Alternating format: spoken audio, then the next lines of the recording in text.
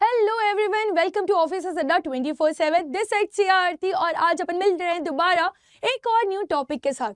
जैसे कि आपको पता है, अब आपके एएफएम के एग्जाम में केवल 1 मंथ बचा है।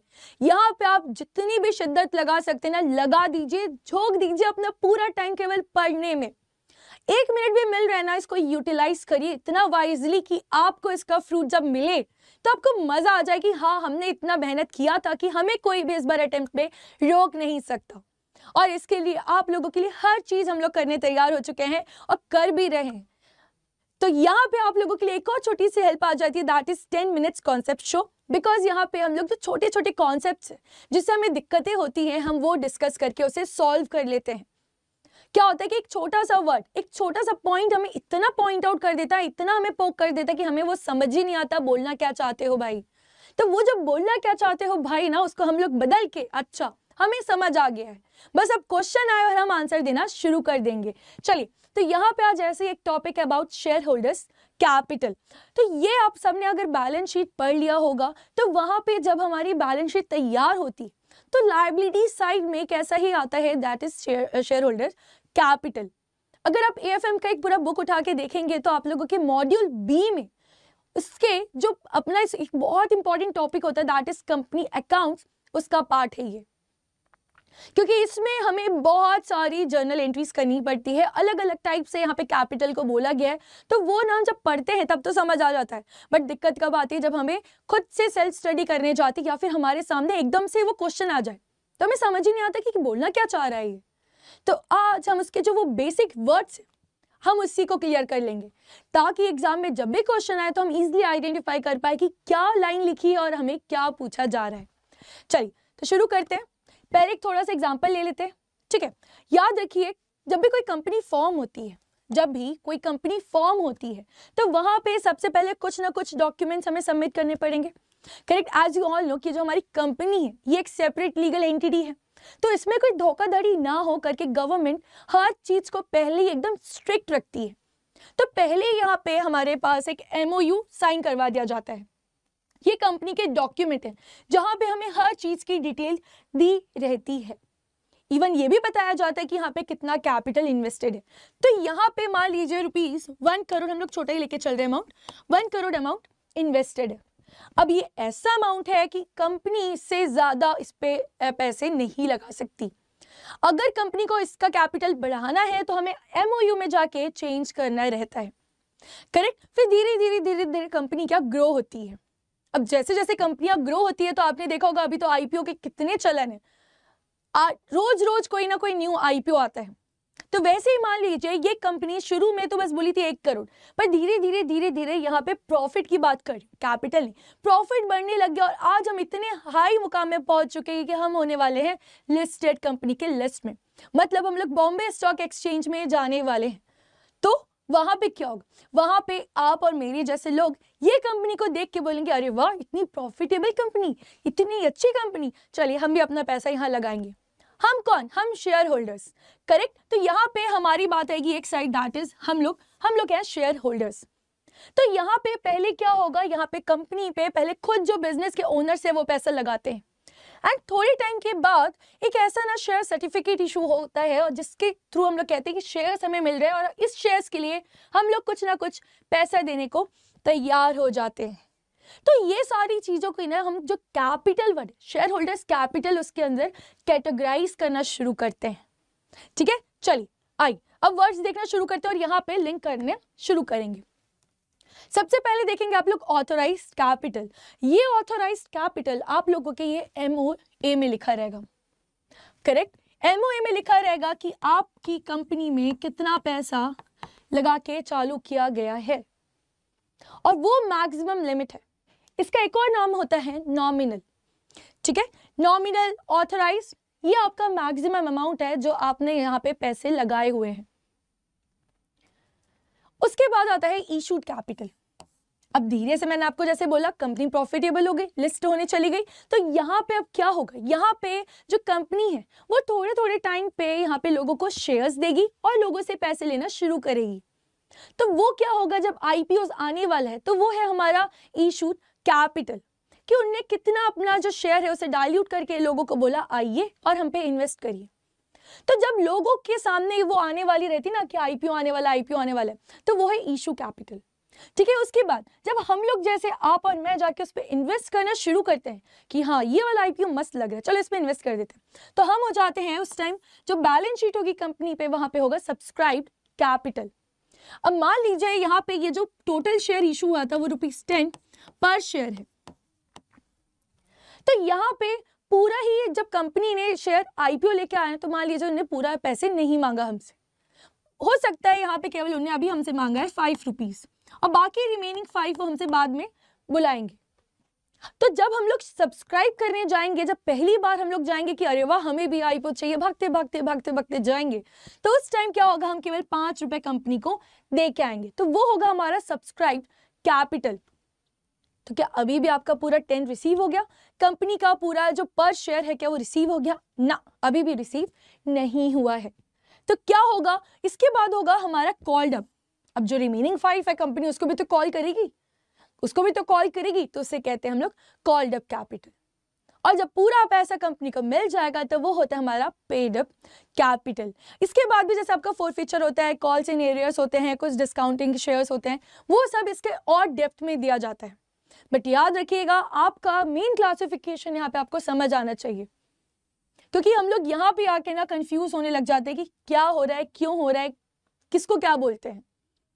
आई होप अब आपको डाउट नहीं आने वाला है और अब हमने अच्छे से इसे क्लियर कर लिया है। हेलो बैंकर्स, कैसे चल रही है आप लोगों की पढ़ाई? एज यू ऑल नो अब हमारे एग्जाम को केवल 1 मंथ बच चुके हैं, करेक्ट? तो चलिए, welcome to office 24/7 this side से आरती। और जैसे कि आपको पता है हम लोग रोज मिलते हैं मंडे टू फ्राइडे और यहाँ देखते हैं एक न्यू वर्ड कि आखिर ऐसे वर्ड का मतलब क्या है। बिकॉज एक टाइम पे हमें इतने सारी चीजें रिटेन करना, उससे एक्चुअली याद करना बहुत दिक्कत हो जाता है। किसी को भी नहीं होता, हमें भी नहीं होता, बट क्या करें, बार बार जब हम लोग इसको रिवाइज कर रहे हैं, पढ़ रहे, तब जाके चीजें रिटेन हो रही है। वैसे ही आप लोग के साथ भी होता है। तो डोंट वरी अगर आपको दिक्कत आ रही है ना कि ये तो हमें रिटेन नहीं होता, ये तो हमें समझ नहीं आता, और इस पे अगर एमसीक्यू आ गया तो और नहीं बनता, तो ये दिक्कत आपके साथ नहीं, ये सबके साथ आ रही है। बट याद रखिएगा जो एग्जाम्स क्लियर कर रहे हैं उनसे आप पूछेगा, वो इन चीजों को बार बार रिवाइज करते हैं। और आप लोगों के लिए यहाँ पे इसलिए वैल्यू ऐड ऑन करने के लिए, आप लोगों को और स्टैमिना और यहाँ पे आप लोगों की जो पढ़ाई है उसको बूस्ट करने के लिए यहाँ पे हम लोग रोज लेके आते हैं 10 मिनट का कॉन्सेप्ट शो, जहाँ पे हम लोग देखते हैं कि आखिर वो वर्ड का मतलब क्या है और उसको हम लोग कैसे समझ के अपने एग्जाम में याद रख सकते हैं। आइए, जैसे आज का जो टॉपिक है वो है अबाउट कॉन्करेंट ऑडिट। अब आपने सुना होगा ऑडिट तो सबके बैंक में होता है, करेक्ट? यहाँ पे हम जितने भी लोग हैं हम सब बैंकर्स ही हैं। तो ये जो बैंकर्स है यहाँ पे जो हर एक बैंक में एक ऑडिट होता है।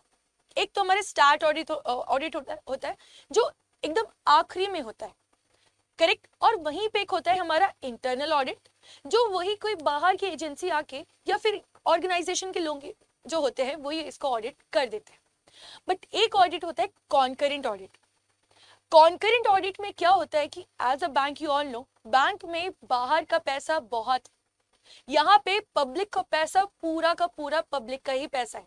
पब्लिक पैसा ला रही है, पब्लिक पैसे ले जा रही है, पब्लिक पैसे डिपॉजिट कर रही है, पब्लिक पैसे विड्रॉल कर रही है, कोई लोन ले रहा है, कोई कुछ कर रहा है। All things are related to here money transactions. तो ऐसी जगह पे कंट्रोल करना एक बहुत जरूरी हो जाता है, बिकॉज इजिली कोई भी 10 रुपए इधर से उधर भी कर दे तो किसी को पता नहीं चलेगा। तो ये गलती ना हो, करेक्ट? हमने कई बड़े बड़े फ्रॉड्स देखे हैं। अब वो फ्रॉड्स क्यों हो जाते हैं? बिकॉज हम कहीं ना कहीं एक ऐसी लाइन बना देते हैं जहां पे एक छोटा सा ड्रॉबैक कहीं मिल जाता है, जिससे जो बड़े बड़े फ्रॉड्स हो रहे हैं, नीरव मोदी का फ्रॉड हो गया, तो ये सब फ्रॉड कैसे हुए? बिकॉज ऑफ वहां पे जो एक लाइन थी वो एकदम स्ट्रिक्ट नहीं थी। तो डेली बेसिस पे भी हमें एक ऑडिट करवाना पड़ता है, नॉर्मल चेकिंग चलनी चाहिए। और ये चेकिंग कोई बाहर के जो हमारे ऑडिटर्स होते हैं वो आके करते हैं, करेक्ट? वो सारी बातें यहाँ पे जो लिखी हम पढ़ेंगे, बट बिफोर दैट हम थोड़ा सा अंडरस्टैंड लेते हैं कि बैंक में हर कोई इन्वेस्ट कर रहा है। आज आप कर रहे हैं, मैं कर रही हूँ, आप लोन ले रहे हैं, मैं लोन ले रही हूँ, यहाँ पे लोगों के पैसे लगे हुए। और यहाँ पे एक बहुत स्ट्रिक्ट फेस बन जाता है कि अगर हमने इसको ध्यान से नहीं देखा तो दिक्कत आ जाएगी। आपने देखा है एक छोटा सा अकाउंट खुलाने के लिए भी हमें कितने सारे डॉक्यूमेंट्स देने पड़ जाते हैं। वहीं हमें लोन लेना है तो लोन के पहले कितनी सारी जानकारियां ली जाती है। ऐसा ना हो कि हम ऐसे डिफॉल्टर को लोन इशू कर रहे हैं जो खुद रीपे नहीं कर सकते। करेक्ट। अगर आज आपके पास इनकम नहीं है तो क्या आपको इजीली लोन अप्लाई हो जाता है? नहीं। ये सब एक रूल्स एंड रेगुलेशंस के हिसाब से तैयार किया गया है ताकि जो बैंक्स यहाँ पे ये बड़े बड़े फ्रॉड्स होने बंद हो जाए।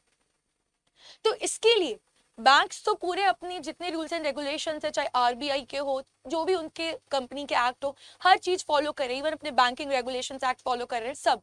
बट जो हमारे लोअर लेवल पे एक्चुअली लोग परफॉर्म करते हैं, गलतियां तो वहीं होती है, वो गलती ना हो, लोगों को धोखाधड़ी फील ना हो करके यहाँ पे हम अलग अलग वे से चेकिंग करते हैं। और जो एवरीडे यहाँ चेकिंग हो रही है, एक बाहर के जो हम ऑडिटर्स को बुला के एवरीडे चेकिंग कर रहे हैं। देखिए, जब अपनी गलती हो ना तो हम अपनी गलतियां जल्दी से नहीं बताते, और अपनी गलती को तो हम कभी अपनी गलती ही नहीं मानते।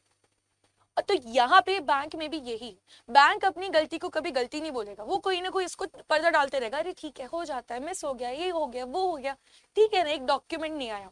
बट जब बाहर का वही कोई एक इंसान आके आपकी उंगलियां उठाता है कि नहीं आपने ये गलत किया, तो हमें पता चलता है अच्छा नहीं ये एक्चुअली में गलत है। और यहाँ पे ऐसी एक्सपर्ट लोगों को बुलाया जाता है और ये फाइंड आउट करवाया जाता है कि क्या गलत है और क्या सही।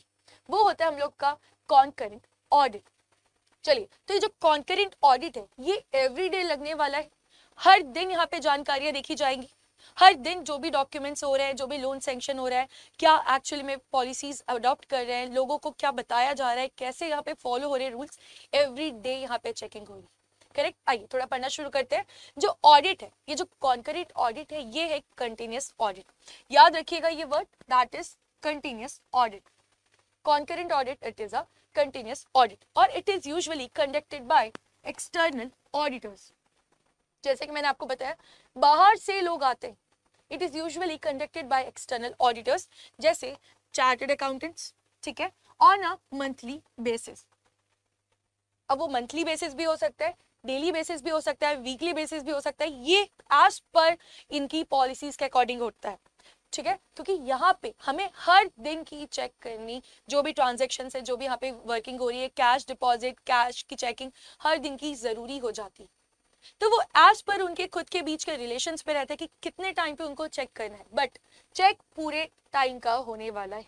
By whom? Bye external auditors, correct. और ये it examines and checks daily basic transactions which goes on all the year around। तो यहाँ पे जैसे कि मैंने बोला कंटिन्यूअस है, तो ये पूरे टाइम इसमें एग्जामिनेशंस, चेकिंग वगैरह सब चीज चलती रहेगी ताकि छोटी सी भी कोई गलती है तो हमें पता चल जाए। मान लीजिए अगर आप लोन लेने गए और आपने अपना आईटीआर सबमिट नहीं किया, 3 साल का बोला जाता है मिनिमम सबमिट करने, और आपने केवल 1 साल का किया, तो यहाँ पे जो एक्सटर्नल ऑडिटर है वो तुरंत अपनी क्वेरी रेज करेगा, क्यों ऐसा किया गया, क्यों उसको बस 1 साल का बोला, पिछले 2 साल के क्यों नहीं बोले। ऐसे यहाँ पे ऑडिट होता है। अगर कोई कैश डिपॉजिट हो रहा है 50,000 के ऊपर विदाउट पेन के हो गया, तो आखिर पैन कार्ड क्यों नहीं लिया गया, रीजन क्या है, ये सारी चीजें फाइंड आउट करनी पड़ती है। ये कहाँ पे हम पढ़ते हैं, अंडर कॉन्करेंट ऑडिटर। चलिए, तो आई होप अब आपको क्लियर हो गया होगा। एग्जाम में अगर इस पे बेस्ड क्वेश्चन आता है कि which is the continuous audit, तो नाउ यू कैन टेल कि it is the concurrent audit. Hello bankers, welcome to officers Adda 24/7। This side से आरती, और जैसे कि आपको पता है हम लोग हर मंडे टू फ्राइडे मिलते हैं एट 6 PM और जानते हैं कि जो हमारा एफएम सब्जेक्ट है, यहाँ जो छोटे छोटे टॉपिक्स है जिसमें हमें बहुत कंफ्यूजन आ जाता है, उन टॉपिक्स को हम लोग यहाँ मिलके क्लियर कर लेते हैं। तो आइए, आज एक और ऐसी न्यू टॉपिक आ चुका है जहाँ पे हम देखेंगे कि ये टॉपिक के अंदर आखिर हमें क्या क्या पढ़ना पड़ता है। तो मैं आपको बता दूं कि अब आपके एग्जाम्स में ज़्यादा दिन नहीं है, तो आई रिक्वेस्ट कि ऐसे हमने कई सारे आप लोगों के लिए छोटी छोटी सीरीज बना के रख दी है 10 मिनट्स की। तो यहाँ पे आपको जब भी पढ़ते टाइम दिक्कत आती है तो आप इसके रेफरेंस से वो टॉपिक को क्लियर कर सकते हैं, और ये देखने के बाद इवन आपको कई बार चीज़ें रिटेन और रिवाइज भी होने लग जाएगी, और एग्जाम्स में अगर इससे रिलेटेड कोई क्वेश्चन आ जाता है तो वो क्वेश्चन आपको इजीली बनने लग जाएगा। चलिए, तो आज का एक और ऐसी टॉपिक है अबाउट नॉन करेंट इन्वेस्टमेंट्स। तो बिफोर स्टार्टिंग हम ये जान लेते कि आखिर नॉन करेंट इन्वेस्टमेंट्स होते क्या हैं। जैसे कि आपको पता है कि जो भी ऑर्गेनाइजेशन अपनी बैलेंस शीट बनाती, जब भी ऑर्गेनाइजेशन अपनी बैलेंस शीट बनाती है तो उन्हें यहाँ पे बैलेंस शीट में चीज़ों को बाइफरगेट करना पड़ता है, करेक्ट, ये बैलेंस शीट। अब यहाँ पे एक और पॉइंट ध्यान देने की बात आती है कि जब बैलेंस शीट बनाने जाते हैं तो यहाँ पे हम लोग क्या देखते हैं, कुछ ऐसी चीजें दिखेंगी तो जो आप लोगों के with in the year complete होने वाले हैं, मतलब विद इन नेक्स्ट 12 मंथ्स में वो चीज मैच्योर हो जाएगी या वैसी चीजें खत्म हो जाएगी। जब हम ये वाली चीजें की बात करते हैं कि विद इन 12 मंथ्स में आपका अक्रू होने वाला है या वो चीज आपकी सेटल होने वाली है, तो हम उससे बाइफरगेट कर देते हैं इन शॉर्ट या फिर और करंट बोलने लगते हैं। करेक्ट। उसी के बाद अगर कोई ऐसी चीज है जो फॉर लॉन्ग टाइम के लिए है, तो उन्हें हम लोग क्या कहते थे यहाँ पे, लॉन्ग टर्म में कह देंगे या फिर हम लोग कह देते हैं इसको फिक्स्ड। करेक्ट। अब जैसे कि हम लोग को पता है यहाँ पे एक साइड होता है हम लोगों का लाइबिलिटी साइड, करेक्ट, और एक साइड होती है हमारी एसेट साइड। तो एसेट्स में भी आप क्या देखेंगे, कोई ऐसे एसेट्स होते हैं जो फॉर लॉन्ग टर्म के लिए हम यूज करते हैं। अगर मान लीजिए अगर आज मैं कॉटन मैन्युफैक्चरिंग इंडस्ट्री में हूं, तो मेरा जो डेली एवरीडे काम है वो क्या है, वो कॉटन बनाना है। बट वो कॉटन बनाने के लिए मुझे मशीन चाहिए, मुझे बिल्डिंग चाहिए, मुझे लैंड चाहिए, मुझे ट्रांसपोर्टेशन के लिए गाड़ियां चाहिए। ये सब जो चीजें वो क्या है, वो है हमारी fixed assets. Fixed assets, correct. वैसे ही उसके अलावा जो डेली मैं कॉटन को मैन्युफैक्चर कर रही हूँ, उसको गुड्स में कन्वर्ट कर रही हूँ, कैश, उसके बाद जो मेरी डेटर्स है जो एवरी डे ट्रांजेक्शन्स में आ रहे हैं, उन्हें हम बोल देते हैं यहाँ पे करंट एसेट्स। करेक्ट। उसी के हिसाब से फिर लाइबिलिटी साइड में भी देखा जाता है कि अगर आपने मान लीजिए लोन लिया है, या जो यहाँ का ओनर है, जैसे मैं अभी कॉटन इंडस्ट्री की मालिक हूँ, तो मैंने कुछ ना कुछ यहाँ इन्वेस्टमेंट किया है, तो उसको हम लोग यहाँ बोल देते हैं कैपिटल। अब हो सकता है मैंने बैंक से लोन भी लिया हो ताकि मैं मशीन खरीद सकूं, ताकि मैं अपनी मैन्युफैक्चरिंग के लिए यहाँ पे एक प्लांट खरीद सकूं। तो ये सारी चीजें हो जाती है हमारी लॉन्ग टर्म लोन्स में। करेक्ट। इसी के साथ आप लोगों का एक और हो जाता है शॉर्ट वाला, जिसको हम लोग कह देते हैं शॉर्ट टर्म लोन्स वगैरह, जो हमारी एवरीडे ट्रांजैक्शंस के लिए हम लोग छोटे छोटे टाइम पीरियड के लिए लोगों से पैसे मांग के लेके आते हैं। करेक्ट। तो यहाँ पे अभी जब ये पूरा देखेंगे तो आपने देखा कि यहाँ पे ऐसा कुछ नॉन करेंट इन्वेस्टमेंट तो आया ही नहीं। अब हम बात करेंगे नॉन करेंट इन्वेस्टमेंट की। नॉन करेंट इन्वेस्टमेंट मतलब ये भी काइंड ऑफ फिक्स्ड इन्वेस्टमेंट है जो 12 महीनों के बाद तक हमारे पास रहने वाले हैं। करेक्ट। अब ये जो इन्वेस्टमेंट्स है, ये बात होगी इनकी अंडर फिक्स्ड वाले में ही, बट इनका एक सेपरेट हेडिंग बनाया जाता है जब हम लोग फॉलो करते हैं हमारे कंपनीज एक्ट, जो भी हमारे शेड्यूल्स बोले जाते हैं बनाने के लिए, जब हम कंपनी के अकॉर्डिंग वो फॉलो करेंगे तो हमें यहाँ पे दिखाना पड़ जाएगा एक नॉन करेंट इन्वेस्टमेंट्स। ये ऐसे इन्वेस्टमेंट्स हैं जो कंपनी ने अपने और जगह पे रखे हुए हैं और ये 12 महीनों से ज्यादा दिन के लिए। तो यहाँ पे आप देखेंगे बहुत सारी trade investments and other investments भी कवर होते हैं। तो अब इसके अंदर देखेंगे क्या क्या चीजें बाइफरगेट होती है। आई होप अब आपको समझ आएगा कि ये बैलेंस शीट में आपका नॉन करेंट इन्वेस्टमेंट कहाँ पे आएगा। करेक्ट। ये एसेट साइड में आता है, जहां पे भी आपके फिक्स एसेट्स है वहीं उनके नीचे आ जाता है ये non current investments. Non current से सुन के ही पता चल रहा है कि अच्छा ये हमारे पास 12 मंथ से ज्यादा रहने वाले हैं। करेक्ट। तभी तो इनको हम क्या बोल रहे हैं, नॉन करेंट। आइए अब इन सबको रब करके हम देखना शुरू करते कि आखिर इसके अंदर क्या क्या चीजें कवर होने वाली है। यहाँ पे आप देखते हैं जैसे इन्वेस्टमेंट प्रॉपर्टी। करेक्ट। अब इन्वेस्टमेंट प्रॉपर्टी की जब आप बात करते हैं तो यहाँ पे हम बोलते हैं लैंड और बिल्डिंग। यहाँ पे जब हम ये इन्वेस्टमेंट प्रॉपर्टी की बात करते हैं तो हम यहाँ पे बोलते हैं लैंड एंड बिल्डिंग। जब आप अपना इंडेक्स पढ़ते हैं ना, जब आप लोग इंडेक्स पढ़ते हैं तो वहाँ पे ये इसका एक खुद का स्टैंडर्ड है, तो वहाँ पे देखेंगे कि लैंड और बिल्डिंग बस इसमें कवर होती है, या फिर लैंड एंड बिल्डिंग। ये चीजें हमारी किस में आ जाती है, नॉन करेंट इन्वेस्टमेंट्स में। उसके बाद जैसे कि इन्वेस्टमेंट्स इन इक्विटी इंस्ट्रूमेंट्स। अब हमारी कंपनी के जो हम शेयर्स देते हैं लोगों को, तो वो तो हमारी लायबिलिटी साइड में शो होती है अंडर कैपिटल। बट हम जब दूसरी कंपनीज के शेयर्स खरीद के लेके आ रहे हैं, हम दूसरी कंपनीज में इन्वेस्ट करें in the form of equities के थ्रू, तो उससे हम लोग अपनी एसेट साइड दिखाएंगे, क्योंकि वो तो हमारे क्या है, हमारे एसेट है जिसमें हम अपना हक जमा सकते हैं, जब मन करेगा हम उसे बेच सकते हैं, वो हमारे लिए एसेट है। तो वो भी क्या है, investments in equity instruments. Correct. उसके बाद और क्या हो सकता है, इन्वेस्टमेंट्स इन प्रेफरेंस शेयर्स। अब जैसे इक्विटी एक पार्ट है, वैसे ही कैपिटल में जब आप देखेंगे प्रेफरेंस शेयर्स भी एक पार्ट होता है। तो यहाँ पे भी हम किसी और कंपनी के प्रेफरेंस शेयर्स में भी अपने पैसे को इन्वेस्ट कर सकते हैं, और ये इसका टाइम पीरियड कितना होगा, मोर देन 12 मंथ्स, करेक्ट। तभी ये क्या हो रहे हैं, नॉन करेंट इन्वेस्टमेंट्स। आइए इसके बाद देखते हैं एक और पॉइंट क्या आएगा इसके अंदर, इन्वेस्टमेंट्स इन म्यूचुअल फंड। अब जैसा आप सबको ही पता है, म्यूचुअल फंड मतलब मार्केट में जाके अगर आपने कोई म्यूचुअल फंड्स में इन्वेस्ट कर दिया तो वो भी अगर आपका थिंकिंग है कि नहीं हमें तो इसे सालों साल तक रखना है, करेक्ट, हमें इस पे कोई ट्रेड नहीं करना है, या 1-2 साल मतलब अभी 12 महीने के अंदर हमें नहीं बेचना है, यहाँ पे आपकी थिंकिंग है कि हम इसे सालों साल अपने पास रखने वाले हैं, तो ये म्यूचुअल फंड्स फिर कहाँ जाएंगे, ये शो होते हैं आपके अंडर नॉन करेंट इन्वेस्टमेंट्स में।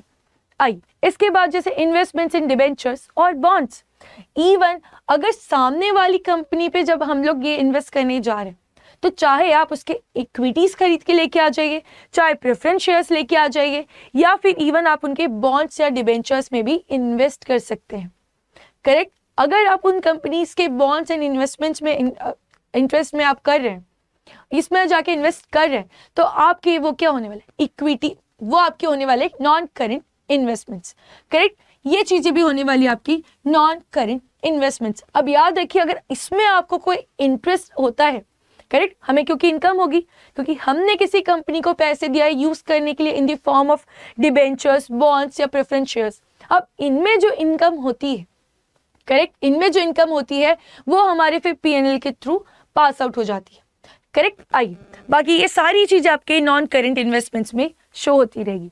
उसके बाद आती है इन्वेस्टमेंट्स इन गवर्नमेंट और ट्रस्ट सिक्योरिटीज। अब गवर्नमेंट्स भी इशू करती है, हमने कई बार सुना है गवर्नमेंट बॉन्ड आ रहे हैं, ट्रेजरी बॉन्ड आ रहे हैं जो कि रिस्क फ्री होते हैं। तो अगर वैसे भी कोई सिक्योरिटीज है या कोई ट्रस्ट ने अपने सिक्योरिटीज को इशू कर दिया है, तो उसमें भी जब हमारी कंपनी उसमें जाके इन्वेस्ट करेगी तो उसे हम कहाँ शो करेंगे, under non current investments, correct. तो ये सारी चीजें, इसका सब हेड जो होगा वो होगा trade investments and other investments.